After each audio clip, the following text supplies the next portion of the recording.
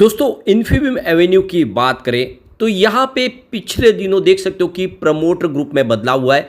एक भाई ने पूरी अपनी हिस्सेदारी और दूसरे भाई को दे दी है, यानी अब प्रमोटर है वो पूरे की तरह से देखें तो विशाल मेहता के हाथ में कामकाज आ चुका है। क्या इन्फीबीम एवेन्यू इससे तेजी से आगे बढ़ता हुआ दिखाई देगा या फिर इसमें आने वाले इसमें कुछ गिरावट की संभावना रहेगी बिजनेस में? जिस तरह से कंपनी लगातार नए बिजनेस में तेजी से आगे बढ़ रहे, क्या ये वाकई में स्टॉक आने वाले इसमें ज़बरदस्त रिटर्न हमें दे सकता है? समझने की कोशिश करेंगे इस वीडियो के माध्यम से। बड़े फंड हाउस का रुझान क्या है स्टॉक को लेकर वो जानेंगे इस वीडियो के माध्यम से, और क्या इस लेवल पर खरीदारी की जा सकती है। दूसरी तरफ अगर हम ट्राइडेंट लिमिटेड की बात करें तो टेक्सटाइल सेक्टर की ये बहुत मजबूत कंपनी है जो सिर्फ टेक्सटाइल का बिजनेस नहीं करती बल्कि पेपर बिजनेस भी करती है और साथ में इनका केमिकल का बिजनेस भी, और जो काफ़ी अच्छा कर रहा है। कंपनी एक्सपोर्ट के ऊपर बिजनेस में तेज़ी से आगे बढ़ रही है और आप देख सकते हो कि लगातार बहुत सारे पैटेंट हासिल करती है कंपनी, और ग्लोबल रीजन कमज़ोर होने की वजह से इसकी प्राइस जरूर नीचे आई है, लेकिन क्या ये आने वाले इसमें एक बड़ा मल्टीबैगर बन सकता है? जानने की कोशिश करेंगे इस वीडियो के माध्यम से। लेकिन फ्रेंड उससे पहले अगर आप पहली बार हमारे चैनल पे आए तो चैनल को सब्सक्राइब कर दीजिए, एक बेल आइकॉन दबा दीजिए ताकि जब भी नया वीडियो बने पहला नोटिफिकेशन आपको मिले। वीडियो पसंद आए तो लाइक से जरूर कीजिए। चलो फ्रेंड्स वीडियो स्टार्ट करते हैं। मैं हूँ आपका दोस्त SB दवे और हमारे अपने चैनल ऑनलाइन कमाई में आपका बहुत बहुत स्वागत है। तो सबसे पहले अगर बाजार की बात करें तो आज BSE सेंसेक्स में हमने 89 पॉइंट की तेजी देखी, यानी 73,738 के स्तर पे क्लोजिंग थी, यानी 0.12% की तेजी। लेकिन जो सबसे बड़ी बात है कि जो शुरुआत बाजार की हुई थी काफ़ी शानदार हुई थी, 74,000 के स्तर के ऊपर शुरुआत हुई थी, लेकिन बाजार वो तेजी को पचा नहीं पाए। और जैसे कि कल काफ़ी अच्छी तेजी बनी, आज प्रॉफिट बुकिंग आ गई और इस वजह से ऊपर के लेवल से बाजार नीचे आ गया। लेकिन अब जो इंटरनेशनल मार्केट खुल चुके हैं वहाँ से सिग्नल काफ़ी अच्छे दिखाई दे रहे हैं। डाउ जोन की बात करें तो 38,417 के स्तर पर है, जहाँ पे 0.46% की शानदार तेजी देखने को मिल रही है। S&P 500 5,048 के स्तर पर इस समय ट्रेड करता हुआ दिखाई देगा, जहाँ पे 0.76% की ज़बरदस्त तेजी है। नेस्डैक कॉम्पोजिट तो काफ़ी ज़बरदस्त दौड़ रहा है, 50,602 के स्तर पे 0.98%, लगभग 1% के आसपास की बम्पर तेजी है। रजेल 2000 इंडेक्स की बात करें तो 1984 के स्तर पर इस समय दिखाई देगा, जहाँ पे 0.88% की अच्छी खासी तेजी है। NYSE कॉम्पोजिट 17,706 के स्तर पर है, जहाँ पे 0.59% की तेजी है। तो ओवरऑल देख सकते हो कि सभी के सभी बाजार बहुत शानदार प्रदर्शन करें, और यही हाल रहा तो आप देख सकते हो कि हमारे बाजार में भी अच्छी शुरुआत फिर हो सकती है। लेकिन इस सबके बीच में जो बाजार के लिए जो एक निराशाजनक खबर है वो ये है कि FII बाजार में बिकवाली कर रहे, वो यहाँ से अपना निवेश लगातार बेच रहे। तो आप देख सकते हो कि आज उन्होंने 14,931 करोड़ का अपना इन्वेस्टमेंट नया किया है, लेकिन सामने 17,976 करोड़ की बिकवाली कर दी है। तो उनकी जो बिकवाली का आंकड़ा वो 3,044 करोड़ है। तो पिछले 2 ट्रेडिंग सेशन में लगभग 6,000 करोड़ के आसपास की उन्होंने बिकवाली कर दी है, और इस पूरे महीने में 28,189 करोड़ की बिकवाली कर दी है। तो FI प्योरली बाजार में बिकवाल बने हुए, और इसके पीछे वजह भी है। आप देख लो कि एक तो बाजार में इस समय बहुत सारी चिंताएं बनी हुई है, लेकिन गोल्ड की प्राइस लगातार बढ़े, उनका निवेश गोल्ड की तरफ बढ़ता हुआ दिखाई दे रहा है। इसके अलावा बॉन्ड की प्राइस काफ़ी अच्छी बढ़ रही है, अमेरिकन यील्ड बॉन्ड में एक उछाल देखने को मिल रहा है, तो जो निवेश है उस तरफ शिफ्ट होता हुआ दिखाई दे रहा है, जिससे ये FI पैसा में निकाल रहे हैं। लेकिन दूसरी तरफ बाजार को सपोर्ट मिल रहा है हमारे DI की तरफ से। जितनी बिकवाली FI की तरफ से हो रही है उतनी ही खरीदारी हमारे बड़े फंड हाउस कर रहे हैं, और लगातार काफ़ी समय से करें।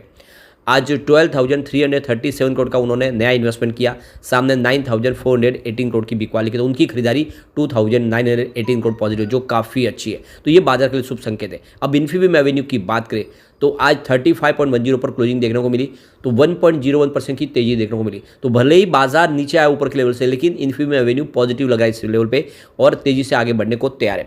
अब हमने ऑलरेडी पिछले वीडियो में डिस्कस किया है कि जो 2 भाई है, जिसमें आप देखें तो मालव मेहता और विशाल मेहता, तो मालव मेहता ने अपनी सारी हिस्सेदारी है वो बेच दी है, या उसको एक तरह से देखें तो अपना हिस्सा निकाल दिया है, और पूरा का पूरा कंट्रोल अब विशाल मेहता के हाथ में आ गया है। तो शेयर होल्डिंग पैटर्न में कोई बदलाव नहीं है, ये उनके दोनों के आपस में एग्रीमेंट हुआ है, 2 भाइयों ने अपना बंटवारा कर लिया है, और अब जो भी है डिसीजन होंगे वो विशाल मेहता के होंगे, और तेज़ी से अपने कारोबार को आगे बढ़ा पाएंगे। जैसे कि आपको पता है कंपनी 2 बड़े बिजनेस में तेज़ी से आगे बढ़ रही है। एक तरफ तो आर्टिफिशियल इंटेलिजेंस के बिजनेस में तेज़ी से कंपनी आगे बढ़ रही है, दूसरा है UPI ट्रांजेक्शन में। तो आर्टिफिशियल इंटेलिजेंस जो एक नए जमाने का बिजनेस है, इसको लेकर ब्रोकेज हाउस भी बहुत ज़्यादा बुलिश है, और जो एक तरह से देखें तो इसने कंपनी ने अब जो शुरुआत की, जिससे ब्रोकरेज हाउस कह रहे हैं कि इसमें आपको निवेश करना चाहिए, ये स्टॉक 48 से 50 का टारगेट आराम से दिखा सकता है।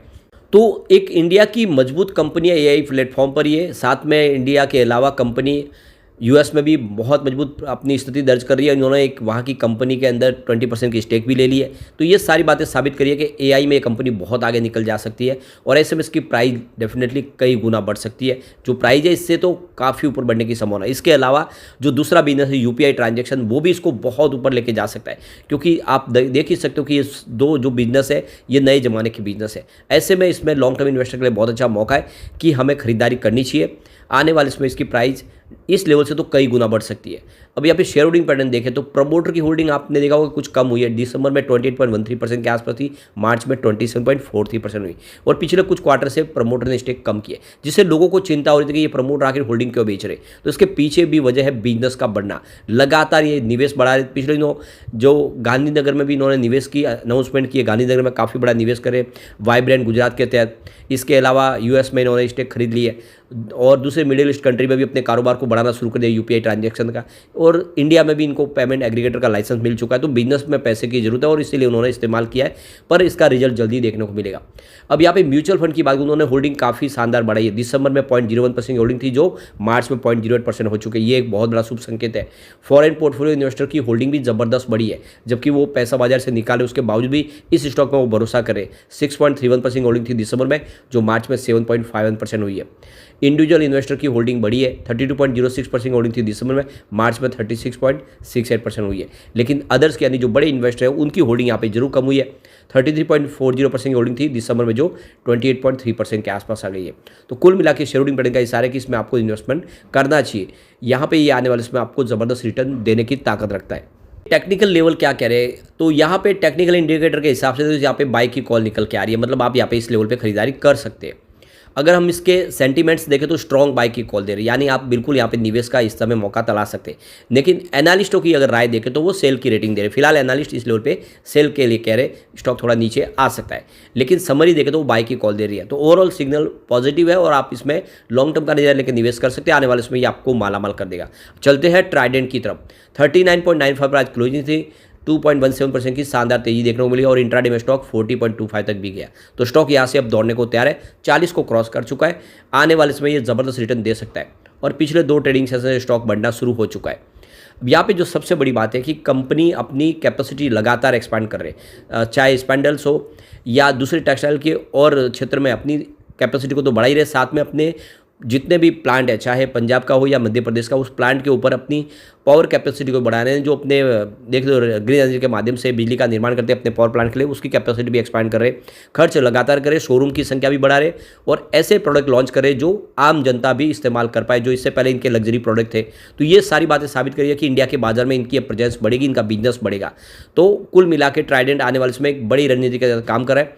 ऐसे में एक बड़ा मौका अच्छा है कि ट्राइडेंट में निवेश किया जाए। भले ही पिछले साल भर से इसकी प्राइस न बढ़ी हो, लेकिन आने वाले समय एक ज़बरदस्त प्राइस बढ़ सकती है, क्योंकि सरकार ने भी आने वाले समय इलेक्शन के बाद कुछ बड़े फैसले लिए हैं, जिसका असर देखने को मिलेगा टेक्सटाइल सेक्टर के लिए। अब यहाँ पर शेयर होल्डिंग पैटर्न देखें तो दिसंबर में 73.19% के आसपास थी, जो मार्च में भी अनचेंज रही। म्यूचुअल फंड की बात करें तो उनकी भी होल्डिंग अनचेंज है 0.05% के आसपास, जिसमें कोई बदलाव देखने को नहीं मिला है। इंश्योरेंस कंपनी की होल्डिंग कुछ थी 0.01% की, जो फिलहाल अभी नहीं है। लेकिन फॉरेन पोर्टफोलियो इन्वेस्टर ने काफ़ी अच्छा निवेश किया है। 2.55% की होल्डिंग थी दिसंबर में, जो 2.65% हो गया है, यानी एफआई इस स्टॉक में भरोसा कर रहे हैं। इसके अलावा इंडिविजुअल इन्वेस्टर की होल्डिंग देखें तो यहाँ पे कुछ घटी है, 69% की होल्डिंग थी दिसंबर में, जो इस समय 19.63% हुई है, यानी जनरल पब्लिक ने अपने शेयर कुछ बेचे हैं। इसके अलावा अदर्स की होल्डिंग देखें तो वहाँ पे भी कम हुई है, 4.51% की होल्डिंग थी दिसंबर में, जो 4.48% हो चुकी है। तो यहाँ पे जो निवेश बढ़ा है तो वो सिर्फ देखे एफआई का। ऐसे में स्टॉक आने वाले समय कमाल कर सकता है। निवेश आपको करना चाहिए लॉन्ग टर्म का नजरिया लेके।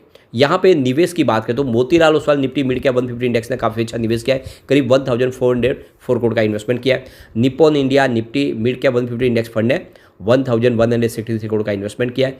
Nippon India Nifty small cap 250 index fund regular growth ने 1093 करोड़ का इन्वेस्टमेंट किया है और Motilal Oswal Nifty 500 regular growth ने 741 करोड़ का इन्वेस्टमेंट किया है।